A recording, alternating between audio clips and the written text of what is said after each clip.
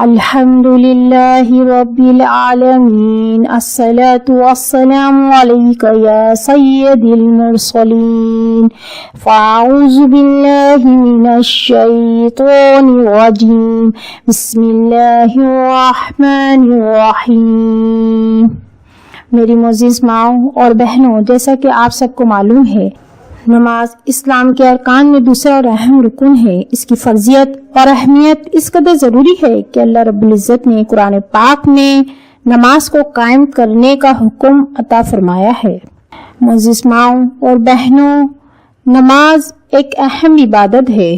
قرآن پاک میں اللہ تعالیٰ ارشاد فرماتا ہے، سورہ بقرہ آیت نمبر 277، بسم اللہ الرحمن الرحیم، ان الذین آمنوا وعملوا الصالحات واقیموا الصلاة وآتوا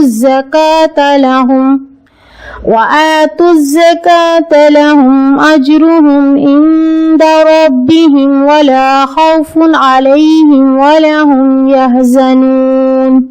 جو لوگ ایمان لائے اور نیک عمل کرتے اور نماز پڑھتے اور زکوٰۃ دیتے رہے، ان کو ان کے کاموں کا صلہ اللہ کے ہاں ملے گا، اور قیامت کے دن ان کو نہ کچھ خوف ہوگا اور نہ وہ غمناک ہوں گے۔ سورہ بقرہ آیت نمبر 110۔ بسم اللہ الرحمن الرحیم، وَأَقِيمُوا الصَّلَاةَ وَآتُوا الزَّكَاةَ وَمَا تُقَدِّمُوا لِأَنفُسِهِم مِّن خَيْرٍ تَجِدُوهُ عِندَ اللَّهِ إِنَّ اللَّهَ بِمَا تَعْمَلُونَ بَصِيرٌ۔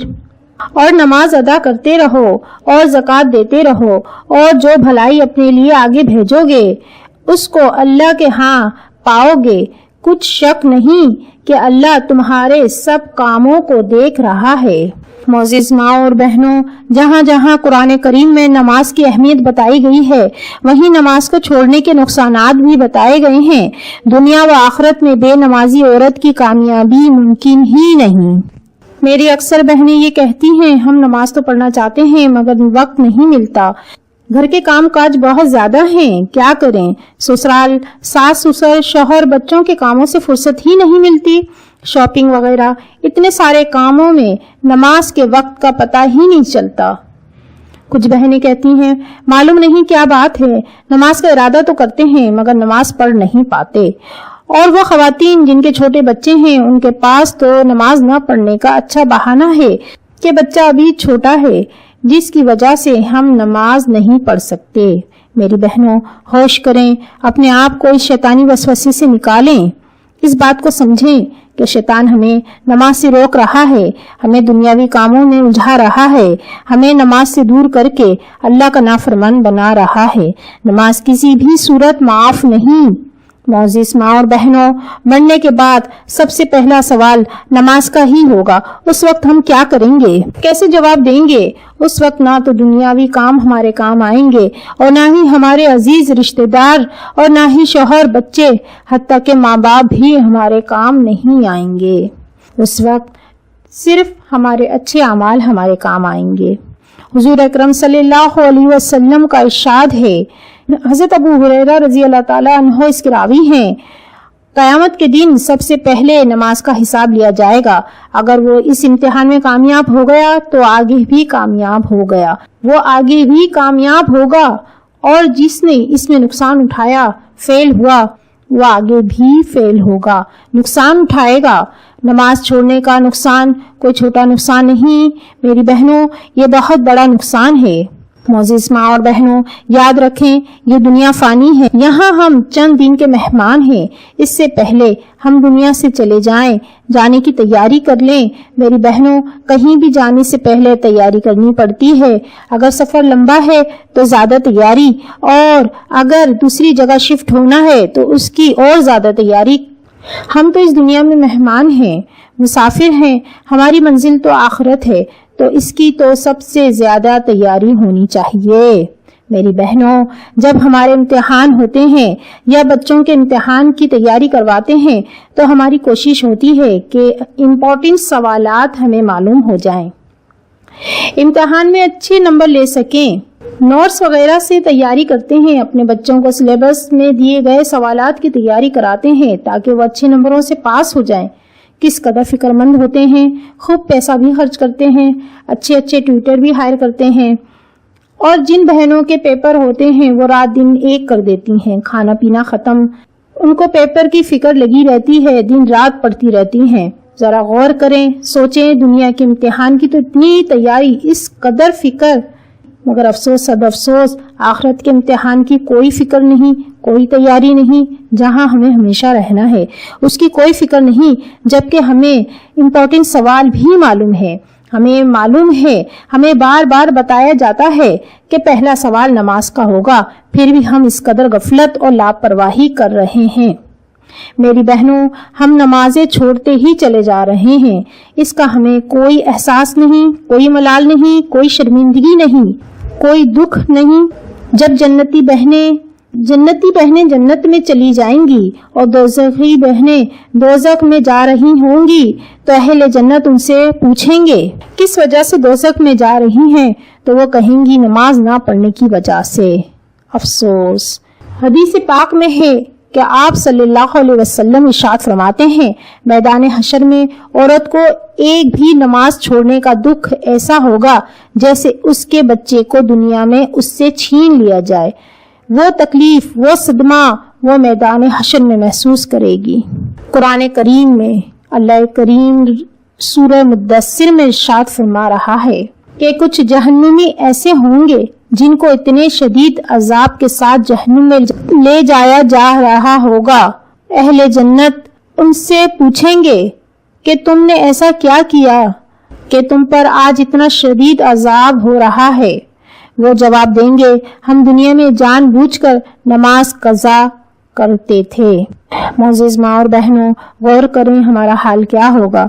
ہم بھی تو جان بوجھ کر نماز قضا کر رہے ہیں۔ حضور اکرم صلی اللہ علیہ وسلم ارشاد فرماتے ہیں، جب قیامت کے دن لوگوں کو سجدے کی طرف بلایا جائے گا تو بے نمازی سجدہ نہ کر سکیں گے، ان کی نگاہیں شرم سے جھکی ہوں گی، ان کے چہروں پر ذلت چھائی ہوگی، اور یہ وہ لوگ ہیں جو تندرست تھے، صحیح سلامت تھے، ان کو نماز کی طرف بلایا جاتا تھا مگر یہ نماز نہیں پڑھتے تھے۔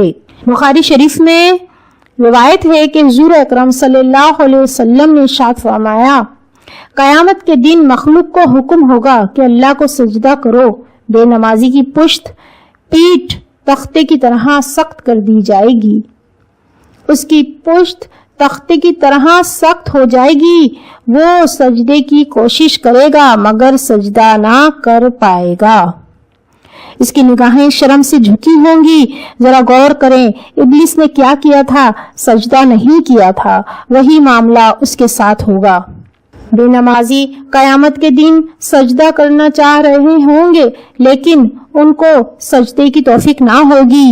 اے مسلمان، اس سے پہلے سجدہ کر لے کہ اللہ تجھ سے سجدے کی توفیق چھین لے، اس سے پہلے سجدہ کر لے کہ کمر تختہ ہو جائے اور میدان حشر میں ذلیل و رسوا ہو جائے۔ میری معزز ماں اور بہنوں، اپنا جائزہ لیں، ہم اپنی نمازیں چھوڑ کر اپنے لیے عذاب قبر، عذاب حشر تیار کر رہے ہیں۔ نماز پڑھیں اس سے پہلے کہ ہماری نماز پڑھی جائے۔ میری بہنوں، نماز دل سے خشوع و خضوع سے پڑھیں۔ ہم نماز پڑھتے وقت بھی دنیا داری میں لگے رہتے ہیں، دنیاوی کاموں کے بارے میں سوچتے رہتے ہیں۔ کوشش کریں کہ نماز کے وقت آپ کا دل و دماغ صرف اللہ کی طرف لگا رہے۔ یہ سوچیں کہ ہم اللہ کے سامنے کھڑے ہیں، اپنی قبر، اپنے گناہوں کو یاد کریں، اللہ کے عذاب سے ڈریں، خود بخود نماز میں دل لگے گا۔ حضور اکرم صلی اللہ علیہ وسلم ارشاد فرماتے ہیں، جس نے صحیح سے وضو نہیں کیا، صحیح سے قیام بھی نہیں کیا، صحیح سے سجود بھی نہیں کیا اور نماز پڑھتے ہوئے اس کی توجہ نماز کی طرف نہیں تھی، دنیا کی طرف تھی، جب وہ نماز پڑھ لیتا ہے تو نماز اس سے کہتی ہے، جیسے تو نے مجھے برباد کیا، اللہ تجھے برباد کر ڈالے۔ اور حضور اکرم صلی اللہ علیہ وسلم فرماتے ہیں، جس نے صحیح سے وضو کیا، صحیح سے قیام کیا، صحیح سے سجود کیا، صحیح سے نماز پڑھی، توجہ بھی نماز کی طرف تھی، نماز اس سے کہتی ہے تو نے میری حفاظت کی، اللہ تیری حفاظت کرے۔ حضور فرماتے ہیں قیامت تک نماز اپنے پڑھنے والے کے لیے بخشش کی دعا کرتی رہتی ہے۔ سبحان اللہ۔ روایت میں ہے کہ حضرت مولانا روم کہتے ہیں ایک عورت تھی جو بہت عبادت کرتی تھی، نماز کی پابند تھی۔ اس کے شوہر نے اس سے پوچھا تو اللہ کو اتنا چاہتی ہے، اس کی اتنی عبادت کرتی ہے، کیا اللہ بھی تجھ کو چاہتا ہے؟ کیا اللہ بھی تجھ کو چاہتا ہے کہ نہیں؟ عورت نے کہا ہاں میرا رب مجھے چاہتا ہے، مجھ سے پیار کرتا ہے۔ شوہر نے کہا اس بات کی دلیل کیا ہے؟ عورت نے کہا دلیل یہ ہے کہ ایک نماز سے فارغ ہونے کے بعد جب دوسری نماز کا انتظار اور شوق ہوتا ہے تو یہ اس بات کی دلیل ہے کہ میرا رب مجھے چاہتا ہے۔ سبحان اللہ، کتنی پیاری بات ہے، کتنی اچھی بات ہے۔ اللہ تعالی ہمیں بھی نماز کا پابند بنا دے، ہم بھی اتنے شوق سے خشوع اور خضوع کے ساتھ نماز ادا کریں اور ہمیں بھی ایک نماز کے بعد دوسری نماز کا انتظار رہے تاکہ ہم بھی اللہ کی قربت حاصل کر سکیں۔ حدیث پاک میں ہے جب کوئی مسلمان صحیح طریقے سے نماز پڑھتا ہے بشرطے کہ اللہ رب العزت اسے قبول کر لے، اس نماز کے نور سے ایک فرشتہ پیدا کیا جاتا ہے اور اس فرشتے کی ڈیوٹی لگا دی جاتی ہے کہ وہ قیامت تک نماز پڑھتا رہے تاکہ اس فرشتے کی نماز کا ثواب اس نمازی کو پہنچتا رہے۔ سبحان اللہ۔ حدیث پاک میں ہے قیامت کے دن اللہ رب العزت کے سامنے بے نمازی نماز چھوڑنے کے طرح طرح کے عذر پیش کریں گے۔ کوئی اپنی بیماری کا عذر کرے گا، الہی میں بیمار تھا، تکلیف کی وجہ سے نماز نہیں پڑھی۔ ارشاد باری تعالیٰ ہوگا ایوب علیہ السلام کو بلاؤ، ارشاد باری تعالیٰ ہوگا ایوب علیہ السلام کو بلاؤ۔ حضرت ایوب علیہ السلام حاضر ہوں گے، اللہ تعالیٰ ارشاد فرمائے گا اے بیمار تو زیادہ بیمار تھا یا ہمارا ایوب؟ برسوں سے اس کے بدن میں کیڑے پڑے ہوئے تھے مگر ایک سانس بھی اللہ کی یاد سے غافل نہیں ہوا۔ اگر بیماری یاد الہی کو روکتی تو ہمارے بندے ایوب کو بھی روکتی۔ تو جھوٹا ہے جو بیماری کا بہانہ کرتا ہے، بلکہ تیرا یہ نماز نہ پڑھنا تیری غفلت اور کاہلی کا نتیجہ ہے۔ فرشتوں اس کو بھی لے جاؤ اور جہنم میں ڈال دو۔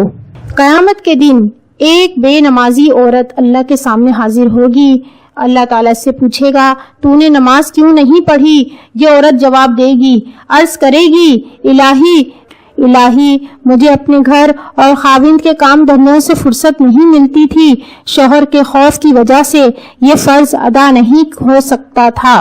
حکم خداوندی ہوگا فرعون کی بیوی آسیہ رضی اللہ تعالی عنہا کو حاضر کرو۔ حضرت آسیہ رضی اللہ تعالیٰ عنہا حاضر ہوں گی، اس بے نمازی عورت سے ارشاد باری تعالیٰ ہوگا تیرا شوہر زیادہ ظالم تھا یا آسیہ کا شوہر زیادہ ظالم تھا؟ عورت جواب دے گی یا اللہ فرعون زیادہ ظالم تھا۔ پھر ارشاد خداوند ہوگا دیکھو آسیہ ایسے ظالم جابر کی بیوی تھی اور کیسی عبادت گزار تھی، اگر کسی شوہر کا ظلم کسی بیوی کو نماز سے روکتا تو آسیہ کو ضرور روکتا۔